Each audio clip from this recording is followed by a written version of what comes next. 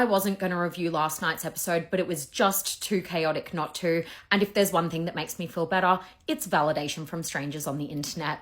So if you love my reviews, hit that follow button so you can make this sad little chookie feel better, and we can do this every night together. So Jackie wanted to apologize to Ryan after he wrote leave and she wrote stay at the commitment ceremony. They're now living in separate apartments, so Jackie went to Ryan's apartment and started crying. She said, "I feel so bad that you don't feel accepted by me.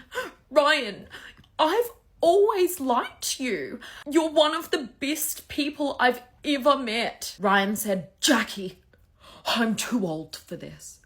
I'm weary." Then the final week bombshell task was revealed. The couples received a letter from the experts saying that they had to separate, as this would be an individual task. Once separated, they received another letter.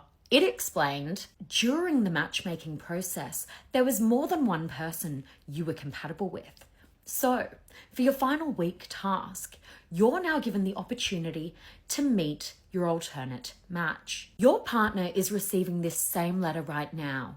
The question is the grass greener on the other side? Ree and Jeff were the first couple to receive the temptation task. Ree said, "I don't feel like there's anyone better for me. So no, I don't want to meet them." And I'd bet my life that Jeff doesn't want to meet them either. Jeff received his letter. He read it. He was like, no. Back to the Game Boy. These two are pretty damn cute. Beth and TJ received the task next. Beth was like, "Oh my gosh, wow, I was not expecting that." TJ pretended to ponder the task. He was like, "Oh my God, would it be a betrayal if I did that? Like, I don't know." Beth said, "Why would I sit in my apartment all day instead of go and meet my other match? TJ's checked out, so may as well." TJ was still committed to his performance. He was like, I don't know, but I feel like I need some perspective, so I'm gonna do it. Meanwhile, Punchy Paul was busy keeping up appearances. He was like, "Things are going absolutely amazing. I'm just in my little love bubble with my princess, Karina." Next minute, they received the task. Karina was very resolute. She said, "The grass isn't greener. I'm very happy with Paul and I don't want to meet my other match. I feel like that's borderline cheating." Paul gets the task and he's like,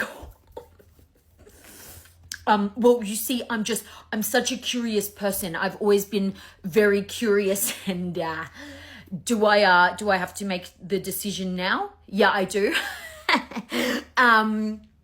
Yeah, I think I'm gonna go. Yeah, I think I will meet that person, yeah. Beth met her match. He was this gorgeous Irishman and he wasn't shy about complimenting Beth. Beth said, "I hope TJ has some sort of epiphany where he realizes Beth is amazing." Meanwhile, TJ was on his date like, "Tara, you're so funny. Got any brothers?" Finally, Beth and TJ meet back up. TJ asks Beth how her date was, and she goes, "Yeah, it wasn't it. I mean, the banter wasn't as good as ours. How was yours?" TJ said, "I mean, it was good. She was attractive. I was hoping that it would give me some clarity and push me, to you or from you, but it's just sort of left me neutral." Beth said, "I need to try and move on, but it's hard because he is my first relationship." Jeff and Ree reunited and Jeff was like, "I have some shocking news to tell you." Just kidding. Ree said, "Jeff is a bad liar and he's also not very funny. Lol." Punchy Paul then went on his date with Hannah, a blonde bombshell from Sydney. Paul was flirting with Hannah and eventually she was like, "So why didn't it work out with your wife?" Paul was like, "Oh, well, it did. I was very curious and, we got the task and I thought, who could my other match be? I wonder, and the curiosity, it got the better of me." Hannah was like, "Oh, okay. So have you done this in other relationships? Have you gone out with other women when curiosity gets the better of you?" Paul was like, oh, no, I've never cheated. I prefer to just punch walls and be violent. Hannah then said, I don't think I want to be with someone as curious as Paul. I think that's it.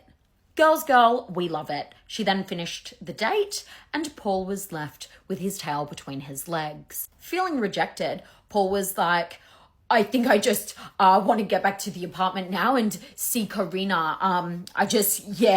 She wasn't really my type and, curiosity satisfied, but now I just really want to get back to Karina. Paul gets home and he does what all men do when they've been shady as all hell. He's all over Karina. He's like, oh, baby, I've missed you. Oh, baby, I've missed you.